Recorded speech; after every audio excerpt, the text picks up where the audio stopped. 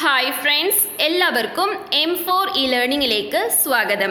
കഴിഞ്ഞ ക്ലാസ്സിൽ വാട്ടറിനെ കുറിച്ച് ബേസിക് ആയിട്ടുള്ള കാര്യങ്ങളാണ് നമ്മൾ പഠിച്ചത്.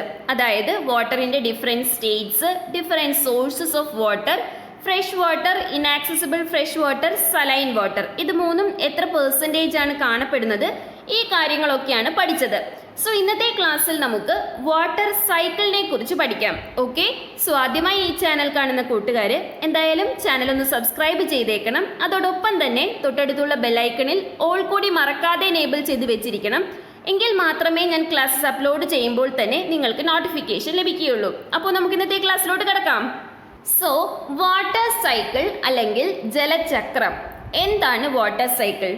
ഈ ഫിഗറിൽ റെപ്രസെന്റ് ചെയ്തിരിക്കുന്നതാണ് വാട്ടർ സൈക്കിൾ.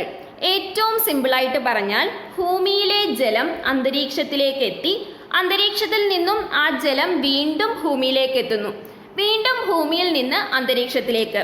ഇങ്ങനെ ജലം ഭൂമിക്കും അന്തരീക്ഷത്തിനും ഇടയിൽ മൂവ് ചെയ്തുകൊണ്ടിരിക്കുന്നതിനെയാണ് വാട്ടർ സൈക്കിൾ അല്ലെങ്കിൽ ജലചക്രം എന്ന് പറയുന്നത്. ഇതൊരു കണ്ടിന്യൂസ് ആയിട്ടുള്ള മൂവ്മെന്റ് ആണ്, ഒരിക്കലും സ്റ്റോപ്പ് ചെയ്യുന്നില്ല. മനസ്സിലായല്ലോ?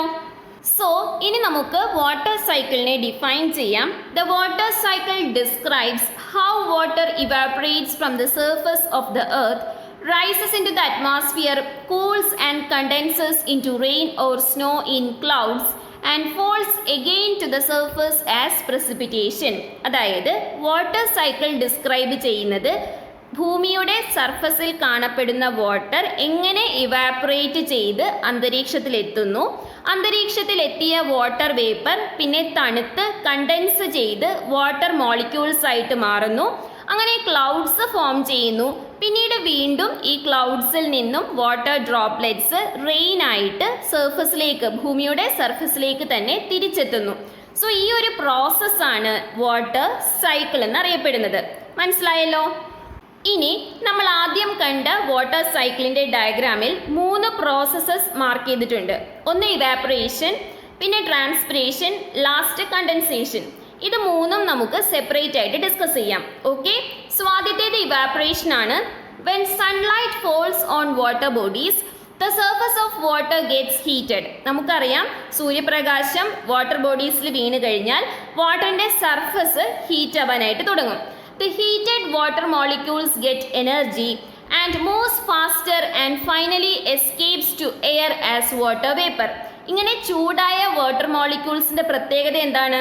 വാട്ടർ മോളിക്യൂൾസ് ചൂടായി കഴിയുമ്പോൾ അവർക്ക് എനർജി ലഭിക്കും. എനർജി കിട്ടിക്കഴിയുമ്പോൾ അവർ വേഗത്തിൽ മൂവ് ചെയ്യാനായിട്ട് തുടങ്ങും. അങ്ങനെ മാക്സിമം എനർജി കിട്ടിക്കഴിയുമ്പോൾ ഈ വാട്ടർ മോളിക്യൂൾസ് എന്ത് ചെയ്യും? പെട്ടെന്ന് തന്നെ എസ്കേപ്പ് ചെയ്ത് എയറിലോട്ട് പോകും. എയറിലേക്ക് പോകുന്നത് വാട്ടർ വേപ്പർ അല്ലെങ്കിൽ നീരാവി ആയിട്ടാണ്. സോ ഈ പ്രോസസ്സിനെയാണ് ഇവാപറേഷൻ എന്ന് പറയുന്നത്. അതായത് വാട്ടർ ഇവാപറേറ്റ് ചെയ്ത് വാട്ടർ വേപ്പർ ആയിട്ട് എയറിലോട്ട് എസ്കേപ്പ് ചെയ്യുന്നു. ഇതിനെയാണ് ഇവാപറേഷൻ എന്ന് പറയുന്നത്. മനസ്സിലായല്ലോ? സോ വാട്ടർ സൈക്കിളിൽ ഭൂമിയുടെ സർഫസിൽ കാണപ്പെടുന്ന വെള്ളം എങ്ങനെയാണ് എയറിലേക്ക് എത്തുന്നതെന്ന് മനസ്സിലായല്ലോ? ഇവാപറേഷൻ എന്ന പ്രോസസ്സിലൂടെയാണ് വാട്ടർ സൈക്കിളിൽ ഭൂമിയുടെ സർഫസിലുള്ള വാട്ടർ അറ്റ്മോസ്ഫിയറിലേക്ക് എത്തുന്നത്. ക്ലിയർ ആണല്ലോ? Now the second process is transpiration. എന്താണ് transpiration? Transpiration is a loss of water from a plant in the form of water vapour. Transpiration എന്ന് പറഞ്ഞാൽ പ്ലാന്റ്സിൽ നിന്നും വാട്ടർ വേപ്പറായിട്ട് അന്തരീക്ഷത്തിലേക്ക് നഷ്ടപ്പെടുന്നുണ്ട്. ഈ ഒരു പ്രോസസ്സിനെയാണ് ട്രാൻസ്പിറേഷൻ എന്ന് പറയുന്നത്.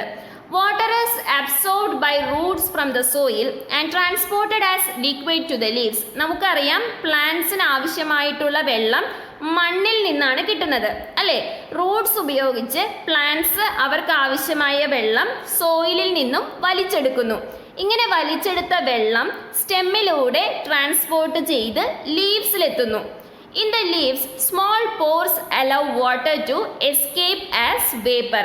ഇനി ലീവ്സിലെത്തിക്കഴിയുമ്പോൾ എന്താ സംഭവിക്കുന്നത്? കുറച്ച് വെള്ളം ലീവ്സിൻ്റെ അടിയിൽ കാണപ്പെടുന്ന പോർസ് അല്ലെങ്കിൽ സുഷിരങ്ങളിലൂടെ അത് വാട്ടർ വേപ്പറായിട്ട് പുറത്തേക്ക് നഷ്ടപ്പെടുന്നു. ഇതിനെയാണ് ട്രാൻസ്പിറേഷൻ എന്ന് പറയുന്നത്. മനസ്സിലായല്ലോ? സോ ഇപ്പം നമ്മൾ വാട്ടർ സൈക്കിളിലുള്ള 2 പ്രോസസ്സസ് ആണ് പഠിച്ചത്. ഏതൊക്കെയാണ്? ഇവാപറേഷനും അതേപോലെ തന്നെ ട്രാൻസ്പിറേഷനും. ഈ രണ്ട് മെത്തേഡ്സിലൂടെയാണ് ഭൂമിയുടെ സർഫസിലുള്ള വാട്ടർ അന്തരീക്ഷത്തിലേക്ക് എത്തുന്നത്. ക്ലിയർ ആണല്ലോ. ഇനി മൂന്നാമതായിട്ട് നമുക്ക് പഠിക്കാനുള്ളത് കണ്ടൻസേഷൻ ആണ്. എന്താണ് condensation? Condensation is a process by which the water vapor in the air changes back to liquid. അതായത് ഇവാപ്പറേഷനിലൂടെയും ട്രാൻസ്പിറേഷനിലൂടെയും അന്തരീക്ഷത്തിലേക്ക് എത്തിയ വാട്ടർ വേപ്പർ തിരിച്ച് ലിക്വിഡ് ആയിട്ട് മാറുന്ന പ്രോസസ്സിനെയാണ് കണ്ടൻസേഷൻ എന്ന് പറയുന്നത്. This leads to the formation of clouds. So ഈ കണ്ടൻസേഷനിലൂടെയാണ് ക്ലൗഡ്സ് ഫോം ചെയ്യുന്നത്. When the water droplets in the clouds become heavy, they come down as rain. So condensation എന്ന് പറഞ്ഞാൽ അന്തരീക്ഷത്തിലെ വാട്ടർ വേപ്പർ കൂൾ ചെയ്ത് വീണ്ടും ലിക്വിഡ് ആയി മാറുന്നതിനെയാണ് കണ്ടൻസേഷൻ എന്ന് പറയുന്നത്. ഇങ്ങനെ കണ്ടൻസ് ആയ വാട്ടർ ഡ്രോപ്ലെറ്റ്സ് ആണ് ക്ലൗഡ്സ് ആയിട്ട് മാറുന്നത്. ഇനി ക്ലൗഡ്സ് എങ്ങനെയാണ് റെയിൻ ആയിട്ട് മാറുന്നത്? ക്ലൗഡ്സിലുള്ള വാട്ടർ ഡ്രോപ്ലെറ്റ്സിന്റെ ഭാരം കൂടുമ്പോൾ അതിന് അവിടെ തന്നെ നിൽക്കാൻ കഴിയാതെ മഴയായിട്ട് താഴേക്ക് വരികയാണ് ചെയ്യുന്നത്. ക്ലിയർ ആണല്ലോ. സോ ഇപ്പം നമ്മൾ ഇവാപ്പറേഷൻ, ട്രാൻസ്പിറേഷൻ, കണ്ടൻസേഷൻ ഇത് മൂന്നും എന്താണെന്ന് പഠിച്ചു അല്ലേ? ഇനി നമുക്ക് വീണ്ടും വാട്ടർ സൈക്കിളിന്റെ ഡയഗ്രാമിലേക്ക് പോകാം. ഇവിടെ എന്താ കൊടുത്തിരിക്കുന്നത്? ഭൂമിയുടെ സർഫസിലുള്ള വാട്ടർ ബോഡീസ് ഏതൊക്കെയാണ്? ഓഷ്യൻ വാട്ടർ, ലേക്സ്, റിവേഴ്സ്, അതുപോലെ തന്നെ മഞ്ഞ് മലകളും ഭൂമിയുടെ സർഫസിലുള്ള വാട്ടർ സോഴ്സസ് ആയിട്ട് കൺസിഡർ ചെയ്യാം. ഈ വാട്ടർ സോഴ്സസിന് എന്താ സംഭവിക്കുന്നത്? സൂര്യപ്രകാശം അല്ലെങ്കിൽ സൺലൈറ്റ് വീഴുമ്പോഴേക്കും സർഫസ് വാട്ടർ ഹീറ്റായി ഇവാപ്പറേറ്റ് ചെയ്ത് വാട്ടർ വേപ്പറായിട്ട് അന്തരീക്ഷത്തിലേക്ക് എസ്കേപ്പ് ചെയ്യുന്നു. ക്ലിയർ ആണല്ലോ. ഇനി ഇത് കൂടാതെ ഗ്രൗണ്ട് വാട്ടർ നമ്മുടെ പ്ലാന്റ്സ് റൂട്ട്സിലൂടെ വലിച്ചെടുത്ത് ലീവ്സിലെത്തി ലീവ്സിൽ നിന്നും വാട്ടർ വേപ്പറായിട്ട് ട്രാൻസ്പിറേഷൻ എന്ന പ്രോസസ്സിലൂടെ അന്തരീക്ഷത്തിലേക്ക് പോകുന്നു. സോ വാട്ടർ വേപ്പർ അന്തരീക്ഷത്തിലേക്ക് രണ്ട് രീതിയിലാണ് എത്തുന്നത്. ഒന്ന് ഇവാപ്പറേഷനിലൂടെ, മറ്റൊന്ന് ട്രാൻസ്പിറേഷനിലൂടെ. സോ ഇപ്പോൾ അന്തരീക്ഷത്തിൽ എന്താ ഉള്ളത്? വാട്ടർ വേപ്പർ ഉണ്ട് അല്ലെങ്കിൽ നീരാവി ഉണ്ട്. ഈ വാട്ടർ വേപ്പർ തണുത്ത് കണ്ടൻസേഷൻ എന്ന പ്രോസസ്സിലൂടെ വീണ്ടും വാട്ടർ ഡ്രോപ്ലെറ്റ്സ് ആയിട്ട് മാറുന്നു. ഈ വാട്ടർ ഡ്രോപ്ലെറ്റ്സ് ക്ലൗഡ്സ് ഫോം ചെയ്യുന്നു. ക്ലിയർ ആണല്ലോ. ക്ലൗഡ്സിലുള്ള വാട്ടർ ഡ്രോപ്ലെറ്റ്സിന്റെ വെയിറ്റ് അല്ലെങ്കിൽ ഭാരം കൂടുമ്പോഴേക്കും ഈ വാട്ടർ ഡ്രോപ്ലെറ്റ്സ് മഴയായിട്ട് വീണ്ടും ഭൂമിയുടെ സർഫസിലേക്ക് വരുന്നു. അങ്ങനെ ഭൂമിയുടെ സർഫസിലെത്തുന്ന വാട്ടർ ഒഴുകി സർഫസ് വാട്ടർ സോഴ്സസിലേക്ക് പോകുന്നു. അതായത് ഓഷ്യനിലേക്കും ലേക്സിലോട്ടും റിവേഴ്സിലോട്ടും. ബാക്കിയുള്ള വെള്ളം ഗ്രൗണ്ട് വാട്ടറിലേക്ക് പോകുന്നു. ക്ലിയർ ആണല്ലോ. ഗ്രൗണ്ട് വാട്ടറിലെത്തിയ വെള്ളത്തെ വീണ്ടും പ്ലാന്റ്സ് അബ്സോർബ് ചെയ്യുന്നു. സോ ഈ പ്രോസസ് ഇങ്ങനെ കണ്ടിന്യൂസ് ആയിട്ട് നടന്നുകൊണ്ടേയിരിക്കുകയാണ്. അതുകൊണ്ട് തന്നെ നമ്മുടെ ഭൂമിയിലുള്ള വാട്ടർ ഒട്ടും തന്നെ നഷ്ടപ്പെടുന്നില്ല. ക്ലിയർ ആണല്ലോ.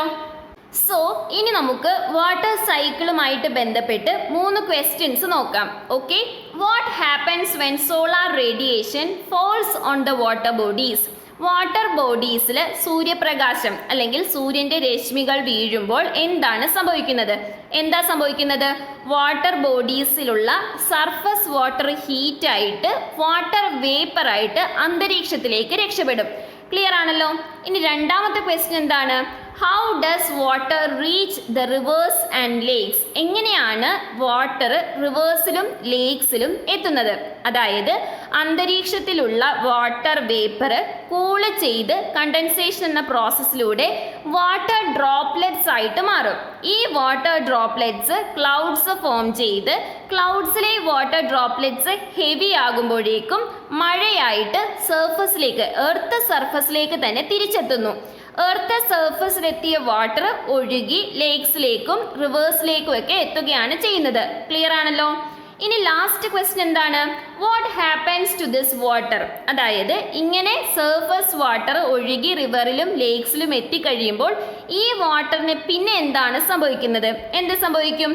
പിന്നെയും സോളാർ റേഡിയേഷൻ ഈ വാട്ടർ ബോഡീസിൽ വീഴുമ്പോൾ സർഫസ് വാട്ടർ ഹീറ്റായി എഗെയിൻ വാട്ടർ വേപ്പറായിട്ട് അന്തരീക്ഷത്തിലേക്ക് പോകുന്നു. ക്ലിയർ ആണല്ലോ. സോ ഇപ്പം നിങ്ങൾക്ക് വാട്ടർ സൈക്കിൾ എന്താണെന്ന് മനസ്സിലായല്ലോ. ഇനി കഴിഞ്ഞ ക്ലാസ്സിൽ നമ്മൾ ചില വാട്ടർ സോഴ്സസിനെ കുറിച്ച് പറഞ്ഞിരുന്നു അല്ലേ? ഈ വാട്ടർ സോഴ്സസിനെ നമുക്ക് രണ്ടായിട്ട് ക്ലാസിഫൈ ചെയ്യാം. അതായത് സർഫസ് വാട്ടറും അതേപോലെ തന്നെ ഗ്രൗണ്ട് വാട്ടറും. ഓക്കെ, സർഫസ് വാട്ടർ സോഴ്സസ് ഏതൊക്കെയാണ്? Oceans, rivers, lakes, backwaters etcetera are the sources of surface water. Surface water ആയിട്ട് കൺസിഡർ ചെയ്യുന്നത് ഓഷ്യൻസും റിവേഴ്സും ലേക്സും ബാക്ക് വാട്ടേഴ്സും ഒക്കെയാണ്. The water level in these are very shallow. അതായത് അധികം ആഴമില്ലാത്ത വാട്ടർ ബോഡീസ് ആയിരിക്കും ഈ സർഫസ് വാട്ടർ സോഴ്സസ്. ക്ലിയർ ആണല്ലോ? ഇനി അടുത്തത് ഗ്രൗണ്ട് വാട്ടർ സോഴ്സസ് ആണ്. Wells, ponds, tube wells etcetera are the sources of ground water. അതായത് കിണർ, അതേപോലെ കുളം, ട്യൂബ് വെൽസ് ഇതൊക്കെയാണ് ഗ്രൗണ്ട് വാട്ടർ സോഴ്സസിന് എക്സാമ്പിൾസ്. ഇനി ഈ ഗ്രൗണ്ട് വാട്ടർ സോഴ്സസിന്റെ പ്രത്യേകത എന്താണ്? ആഴം കൂടിയ വാട്ടർ സോഴ്സസ് ആണ് ഗ്രൗണ്ട് വാട്ടർ സോഴ്സസ്. ക്ലിയർ ആണല്ലോ? സോ നമുക്ക് വാട്ടർ സോഴ്സസിനെ രണ്ടായിട്ട് ഡിവൈഡ് ചെയ്യാം. ഒന്ന് സർഫസ് വാട്ടർ സോഴ്സസും രണ്ടാമത്തേത് ഗ്രൗണ്ട് വാട്ടർ സോഴ്സസും. സർഫസ് വാട്ടർ സോഴ്സസ് ഷാലോ ആയിരിക്കും, അല്ലെങ്കിൽ ആഴം കുറവായിരിക്കും. എന്നാൽ ഗ്രൗണ്ട് വാട്ടർ സോഴ്സസിന് ആഴം കൂടുതലായിരിക്കും. ക്ലിയർ ആണല്ലോ? സോ ഇന്നത്തെ ക്ലാസ്സിൽ നമ്മൾ എന്തൊക്കെയാണ് പഠിച്ചത്? മെയിൻ ആയിട്ട് പഠിച്ചത് വാട്ടർ സൈക്കിൾ ആണ്. അതേപോലെ വാട്ടർ സൈക്കിളിലുള്ള 3 പ്രോസസ്സസും പഠിച്ചു. ഏതൊക്കെയാണ്? Evaporation, condensation, transpiration. ഓക്കെ, ഇനി ഇത് കൂടാതെ വാട്ടർ സോഴ്സസിനെ രണ്ടായിട്ട് ക്ലാസിഫൈ ചെയ്യാമെന്ന് പഠിച്ചു. ഒന്ന് സർഫസ് വാട്ടറും മറ്റൊന്ന് ഗ്രൗണ്ട് വാട്ടറും. ഈ സർഫസ് വാട്ടറിനും ഗ്രൗണ്ട് വാട്ടർ സോഴ്സസിനും ഉള്ള എക്സാമ്പിൾസും നമ്മൾ കണ്ടു. ശരിയാണല്ലോ? സോ ഇത്രയും കാര്യങ്ങളാണ് ഇന്നത്തെ ക്ലാസ്സിൽ ഉൾപ്പെടുത്തിയിട്ടുള്ളത്. നിങ്ങൾക്ക് ഇന്നത്തെ ക്ലാസ് മനസ്സിലായിട്ടുണ്ടാകുമെന്ന് വിചാരിക്കുന്നു. നിങ്ങളുടെ അഭിപ്രായങ്ങളും നിർദ്ദേശങ്ങളും കമൻറ്റായി അറിയിക്കാൻ മറക്കരുത്. അതുപോലെ തന്നെ ഇതുവരെ ചാനൽ സബ്സ്ക്രൈബ് ചെയ്തിട്ടില്ലാത്ത കൂട്ടുകാരെ എന്തായാലും ചാനൽ ഒന്ന് സബ്സ്ക്രൈബ് ചെയ്തേക്കണം. അതോടൊപ്പം തന്നെ വീഡിയോയുടെ ലിങ്ക് നിങ്ങളുടെ ഫ്രണ്ട്സിന് ഷെയർ ചെയ്ത് കൊടുക്കാനും മറക്കരുത്. സോ അടുത്ത ക്ലാസ്സിൽ കാണുന്നത് വരെ താങ്ക് യു ഫ്രണ്ട്സ്.